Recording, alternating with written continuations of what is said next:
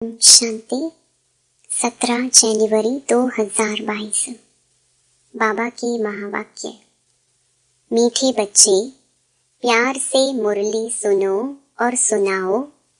ज्ञान रत्नों से अपनी झोली भरपूर करो, तब भविष्य में राज्य अधिकारी बनेंगे। प्रश्न: शिव बाबा को भोलानाथ क्यों कहा गया है?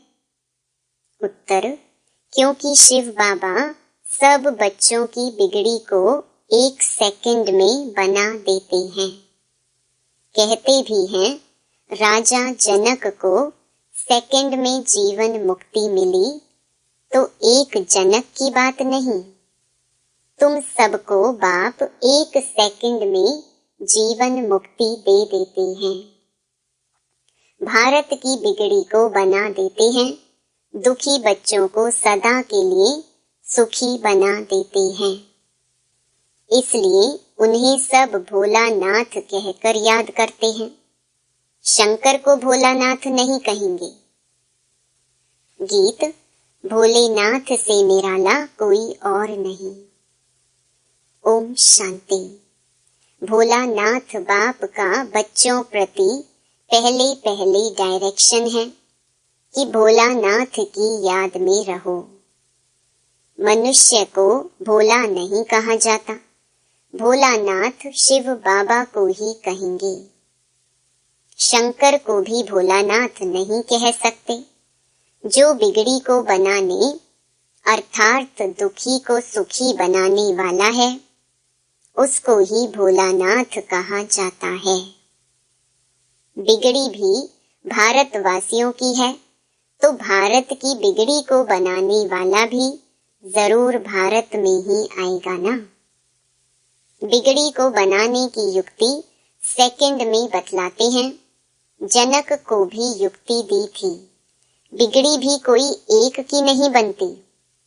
अगर जनक की बिगड़ी बनाई और उसने जीवन मुक्ति पाई तो जरूर राजधानी होगी।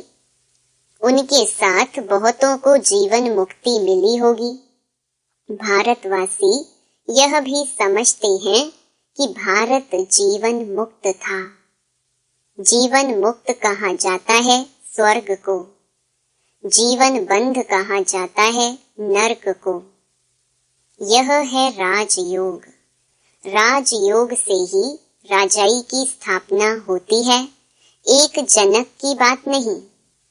भगवान ने राजयोग सिखाया तो राजाई भी दी है। बरोबर देखते हैं सतयुग के लक्ष्मी नारायण ने राजाई कैसे पाई। अभी तो है कलयुग, प्रजा का प्रजा पर राज्य स्थापन हो चुका है। यह है पंचायती राज्य। इसके बाद है सतयुग।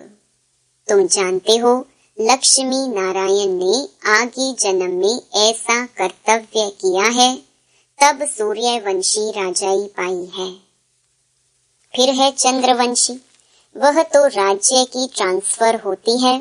तुम जानते हो, गीता है सर्वोत्तम धर्म शास्त्र, जिससे 3 धर्म स्थापन होते हैं और हर एक धर्म का शास्त्र एक ही होता है।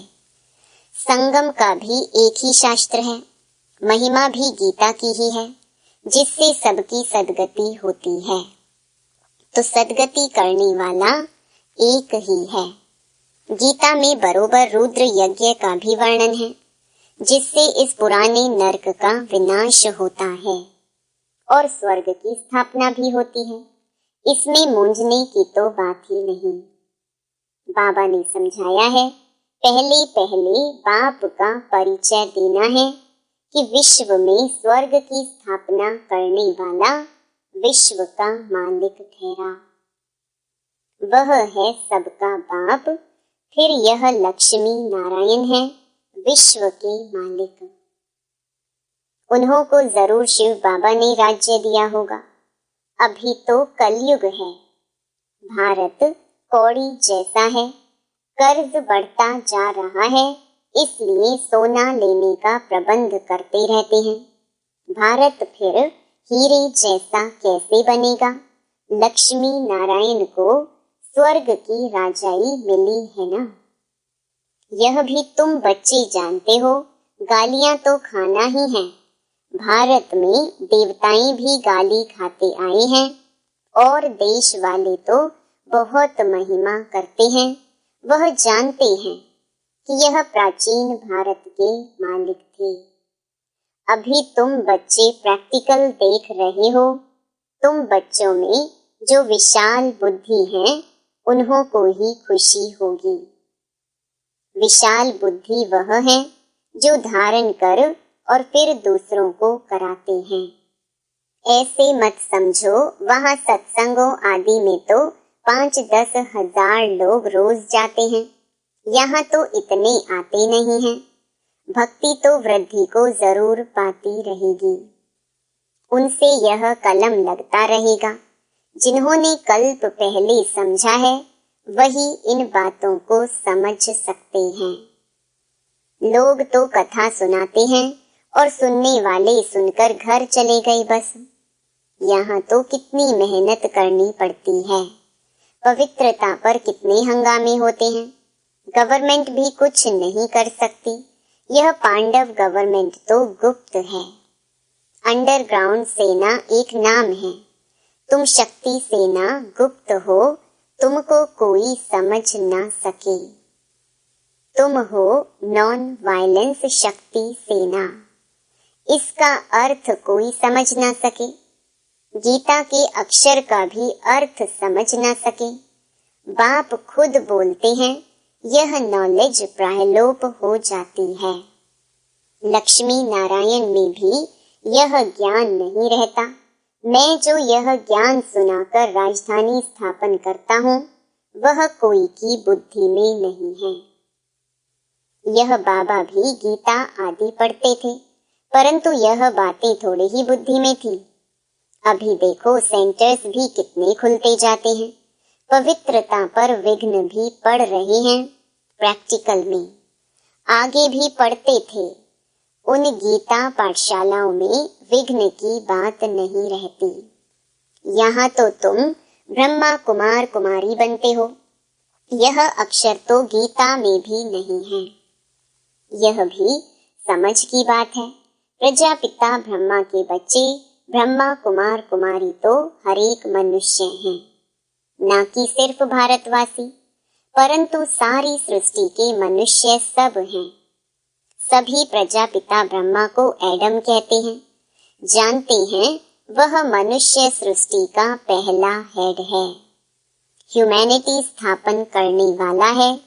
ऐसे नहीं कि सृष्टि होती ही नहीं है, फिर ब्रह्मा पैदा हुआ, उनके मुख से मनुष्य रचे जाते हैं।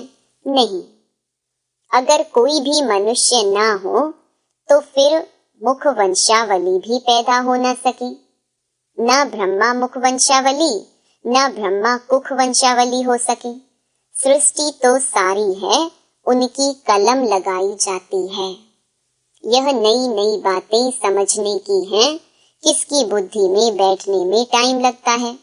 कोई तो 1 मास में भी खड़े हो जाते हैं। जैसे देखो बेंगलोर के अंगना बच्चे को कितना नशा चढ़ा हुआ था। जो हमारे पास 20 वर्ष वाले को भी नशा नहीं है। खुशी में डांस करता था। भगवान मिल गया, खुशी की बात है ना। भगवान आकर रक्षा करते हैं माया से, फिर स्वर्ग की राजाई स्थापन करते हैं। बाबा तो बहुत क्लियर समझाते हैं, मैं इस साधारण तन द्वारा फिर से तुम बच्चों को वही सहज राजयोग और सृष्टि चक्र के आदि मध्य अंत का ज्ञान सिखलाता हूँ। तुम कह सकते हो आओ तो हम आपको सतयुग से लेकर कलयुग अंत तक की हिस्ट्री सुनाएं कि अब फिर से कैसे सतयुग आने वाला है। जरूर सिखाने वाला भी होना चाहिए। हमको सिखलाते हैं तब तो हम समझा सकते हैं ना।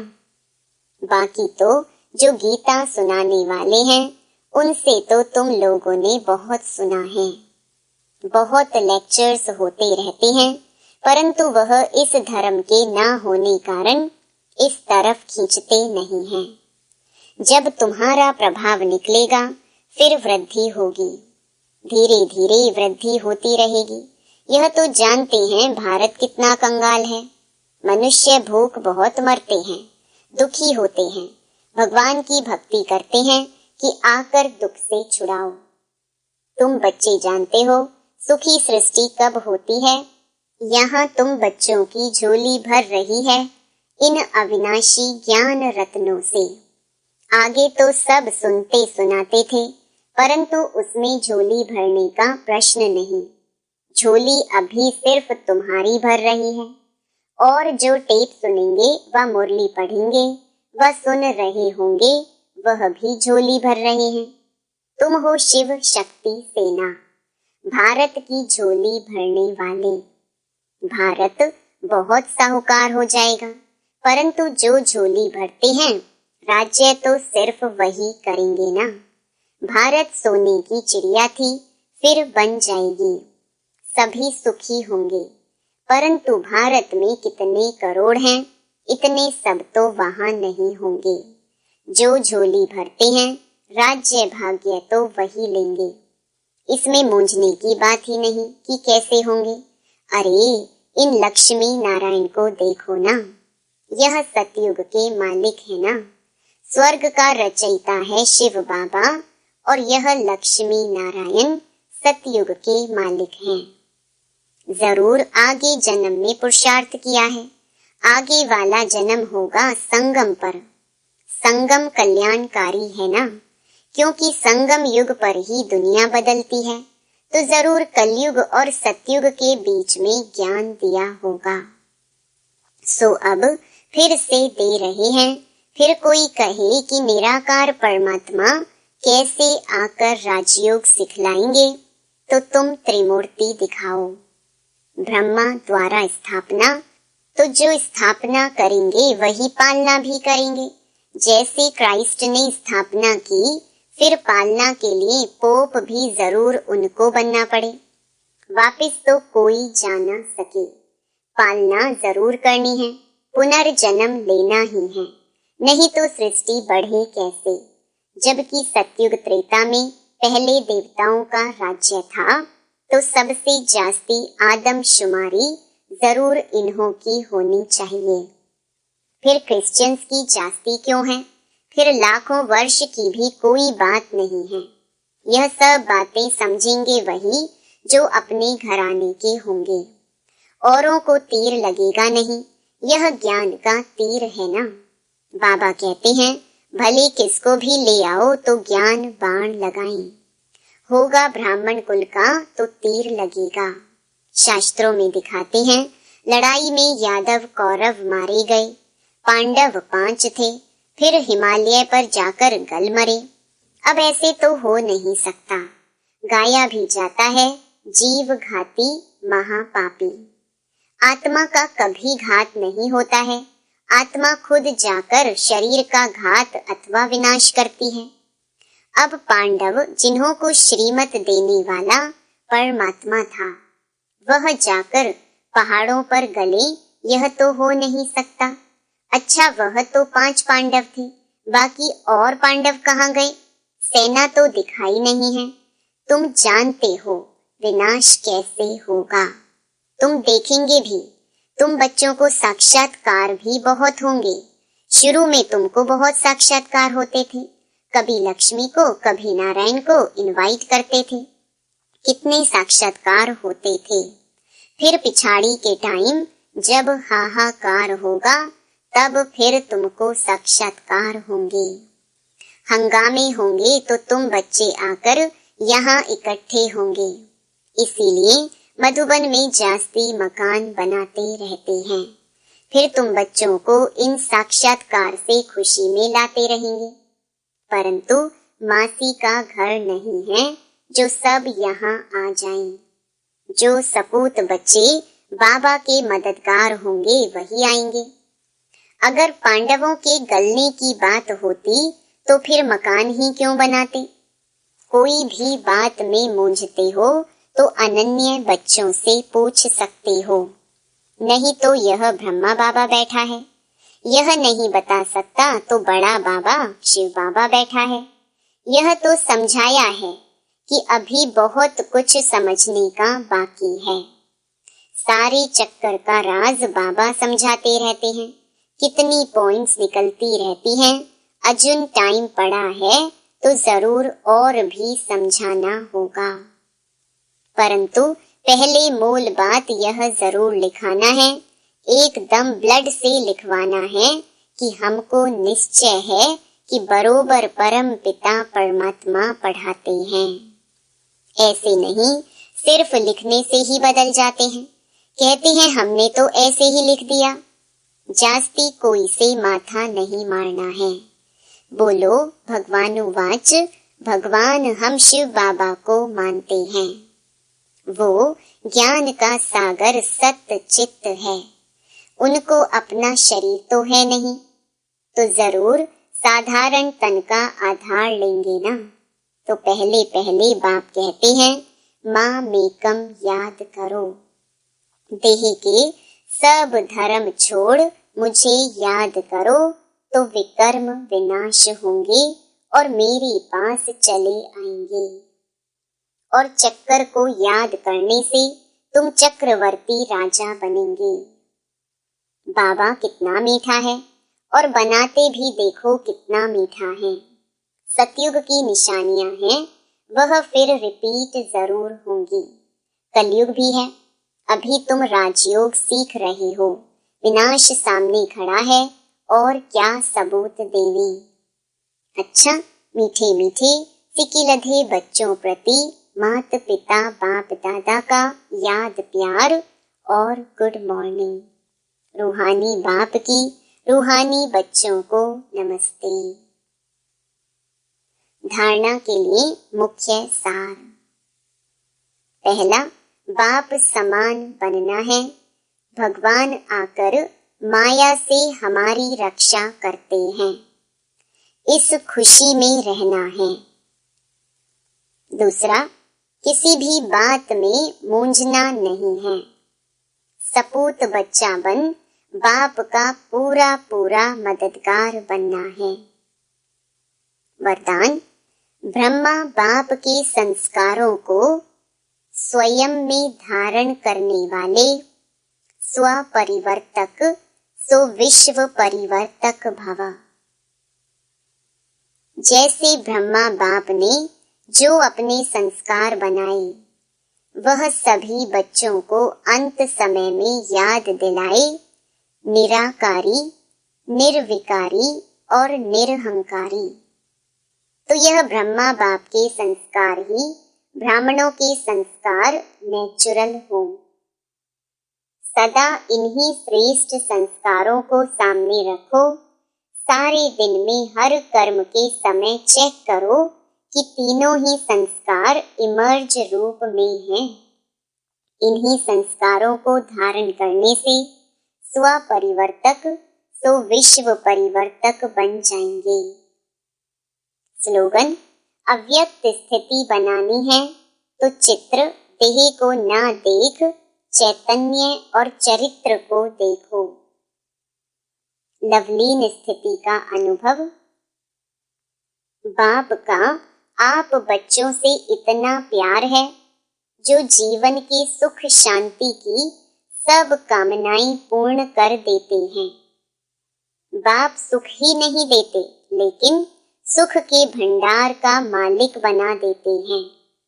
साथ साथ श्रेष्ठ भाग्य की लकीर खींचने का कलम भी देते हैं।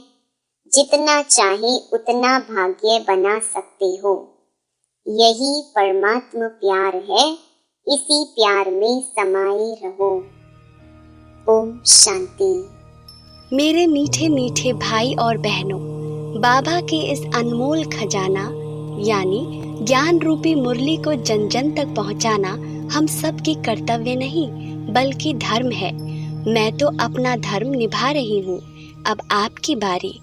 आप भी अपनी व्हाट्सएप और फेसबुक और दूसरे सोशल मीडिया के ग्रुप में शेयर कीजिए। क्या पता आपके इस नेक काम की वजह से किसी की जिंदगी जीने की एक नई राह मिल जाए और हाँ, आप भी इस YouTube चैनल को सब्सक्राइब कर लीजिएगा ताकि आपको भी रोजाना बाबा की मुरली को सर्च करना ना पड़े। शिव बाबा की अमृत वर्षा हम सब पर ऐसे ही बरसती रहे।